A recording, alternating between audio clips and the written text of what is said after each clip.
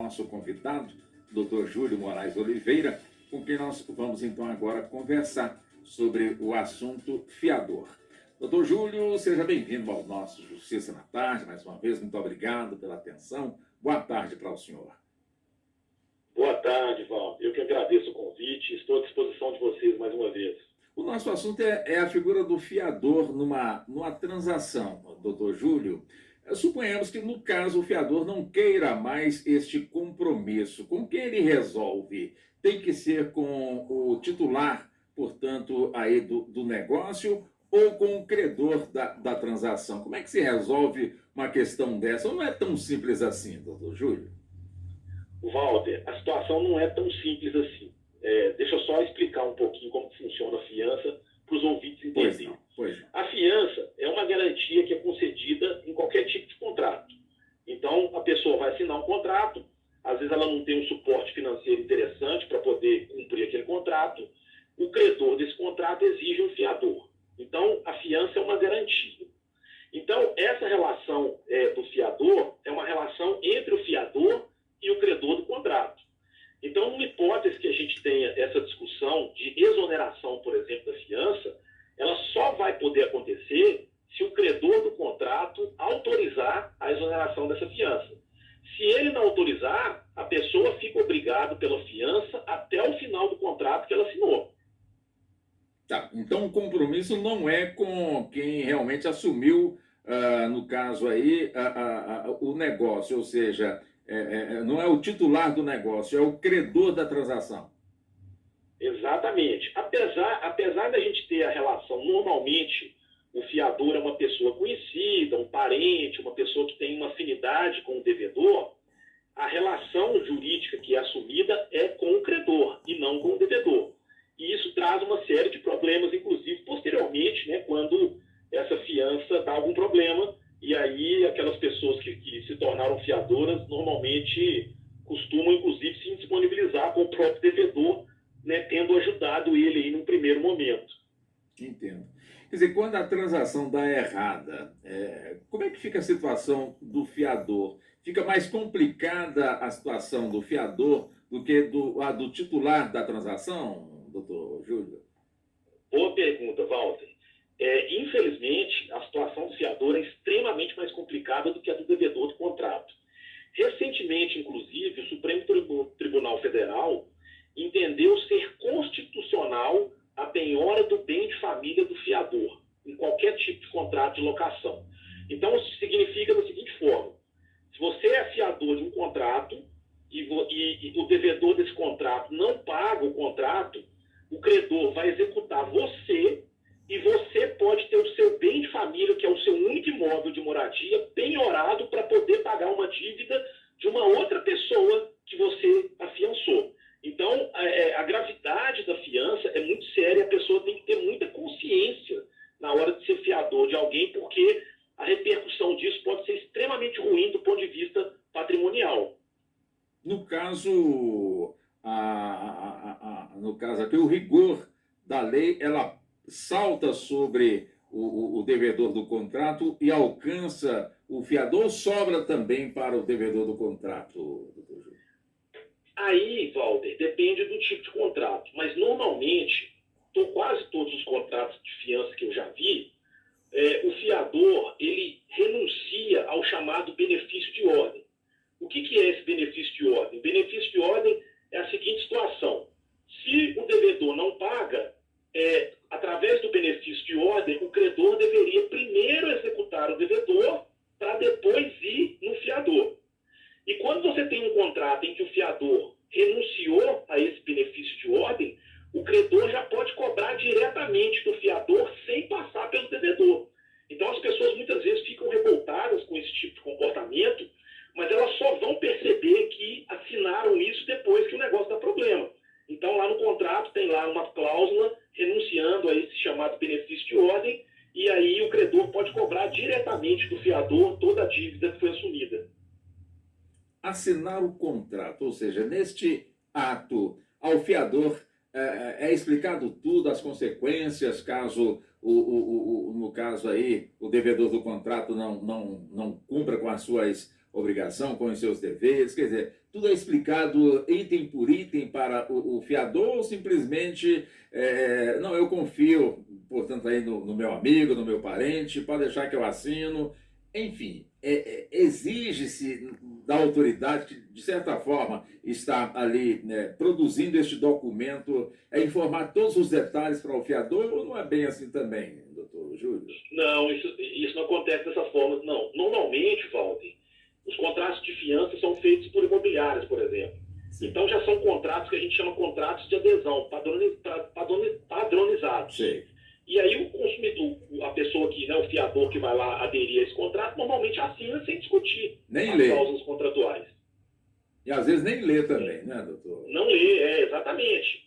Além dele não ler, ele não sabe quais são as consequências. Então, na maioria das vezes, quando existe um processo judicial de cobrança de uma dívida de fiança, a pessoa é surpreendida com todas essas questões. Ela mal sabe que renunciou a esse benefício de ordem e mal sabe as consequências da fiança, né? Então, é um contrato muito sério, tem que tomar muito cuidado.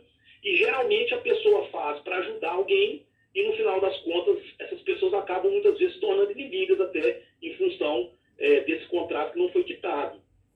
Quer dizer, quando, no caso, aí, o titular do contrato cobra do devedor, então penhora a sua casa, que vai a leilão e tira ali a sua parte. Quer dizer, e no caso aí, o titular o titular não, aliás, o devedor do contrato, O devedor. ele fica isento ou aí já é competência do fiador correr atrás do devedor do contrato para receber o que é seu? Como é que funciona essa questão também? É isso mesmo. Quando o fiador quita a dívida daquele devedor, daquele amigo, daquele parente que ele afiançou, aí ele pode ser o credor do próprio devedor. A gente chama isso no direito de subrogação. Ele se subroga nos lugares do credor e vai poder cobrar a dívida daquele devedor, né, que é o amigo, que é a pessoa que ele afiançou. Mas geralmente, o Walter, na maioria das vezes, essa cobrança se torna inócua, porque se o sujeito muitas vezes precisa de um fiador, de um garantidor, é porque muito provavelmente ele tem pouco patrimônio ou patrimônio nenhum. Então é um risco muito grande para o fiador. Tá.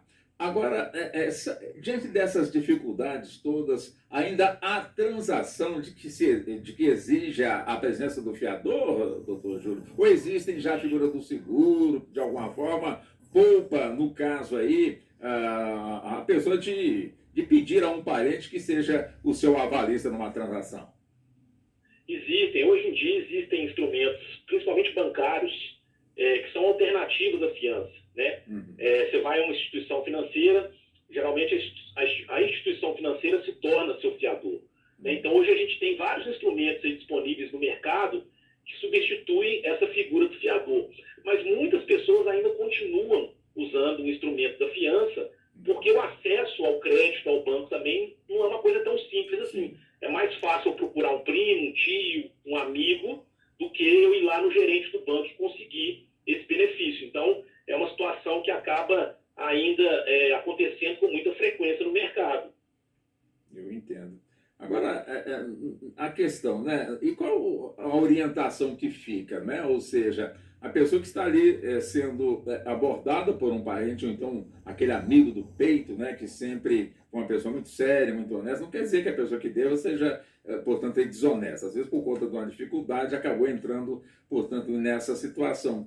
O que fazer, doutor Júlio? Qual é a orientação que se dá? Ou seja, a pessoa tem que estar realmente firme de si quando aceita ser o fiador da pessoa que está fazendo a solicitação? Essa pergunta é bem complicada, Walter. Eu acho o seguinte, primeiro, a pessoa tem que entender o que é a fiança, as consequências desse contrato, que podem recair sobre ela. É óbvio que quando a gente está falando que o devedor não paga, não necessariamente alguma má-fé, alguma coisa que ele fez de forma indevida. Pode ser uma coisa da vida normal, um problema pontual ali. Mas a pessoa tem que ter essa clareza de que ela vai ser o garantidor daquele contrato. Então, se aquela pessoa não pagar o contrato, é ela, fiadora, que vai ser chamada a pagar o contrato com todos os acréscimos de juro, correção monetária, multa, tudo que estiver previsto no contrato vai recair sobre o fiador. Então, assim, a sugestão que eu dou é, se você quiser prestar fiança a alguém, que tenha certeza absoluta disso e que saiba das consequências desse contrato, porque é um contrato que pode ter consequências muito sérias para quem é fiador. Agora, achei interessante a explicação que o senhor nos trouxe, né, com muita clareza, com muita luz, ou seja, o fiador, o seu compromisso não é com o devedor do contrato, mas sim com o titular, portanto, aí, do negócio, ou seja, é importante que, no caso, o fiador também tenha aí esse conhecimento, esteja claro também aí dessa situação, porque, como o senhor também já explicou, não basta o fiador chegar, portanto, no titular do contrato, olha, eu não quero mais ser o fiador, ou então chegar no devedor do contrato, olha, tira meu nome daí que eu não quero mais, arruma uma outra pessoa. E o senhor já nos explicou, né, que vai depender, portanto, do titular do contrato se aceita ou não a troca de fiador, né, doutor Júlio? Exatamente, Walter. Quando você tem um contrato de fiança, o credor que escolhe muitas vezes, inclusive, as características do próprio fiador. Né? As pessoas já devem ter percebido, as imobiliárias, por exemplo, requerem um fiador que tenha uma renda acima de tantos salários mínimos, que tenha imóvel disponível, que more no mesmo município. Né? Todas essas questões são escolhidas pelo credor do contrato. Então, quando a pessoa coloca um primo, um amigo, uma pessoa para ser o fiador, é porque essa pessoa preenche as características que o credor quer. E por causa dessa situação também, essa pessoa se torna garantidor até o final do contrato. Então, para que ela saia da fiança, ela precisa colocar um outro fiador no lugar se o credor aceitar. Se ele não aceitar, essa pessoa continua garantidora do contrato até o final. Essa decisão da Suprema Corte, ou seja, de penhorar o único bem imóvel do fiador, que ele utiliza para poder morar, quer dizer, já está valendo, doutor Júlio? Essa decisão foi de 8 de março agora de 2022 e ela já está valendo, sim. Era uma divergência que existia nos tribunais, né, se penhorava ou não penhorava o bem de família do fiador, e o Supremo Tribunal Federal acabou entendendo, então, pela constitucionalidade da penhora do bem de família. E é interessante o seguinte, Walter, não se pode penhorar o bem de família do devedor, daquele amigo que você afiançou, mas o seu, que é fiador, pode ser penhorado. É uma coisa que aparentemente é contraditória, mas o Supremo entendeu que a partir do momento que você se torna garantidor e tendo um único imóvel oferece aquilo como garantia, que é o seu próprio patrimônio, você se submeteu àquela situação de livre e espontânea vontade. Então, seria possível a penhora desse bem de família mesmo assim. E o fiador que perdeu o seu imóvel não pode entrar na justiça para, de certa forma, requerer, portanto, ali o imóvel do devedor. Quer dizer, não pode, Não, né, doutor não. Júlio? Ele vai poder cobrar das formas normais de cobrança, mas não com relação ao imóvel do próprio devedor. É realmente bem interessante também este ponto, muito bem explicado também pelo senhor. E agradecemos ao senhor, doutor Júlio, por essa gentileza, mais uma vez, por essa atenção que o senhor sempre tem com a nossa emissora. Muito obrigado, viu, doutor Júlio? Eu que agradeço, Walter. Estou sempre à disposição de vocês aí, sempre que precisarem. Uma boa tarde para o senhor. Muito obrigado pela Uma gentileza. boa tarde. Tchau, tchau.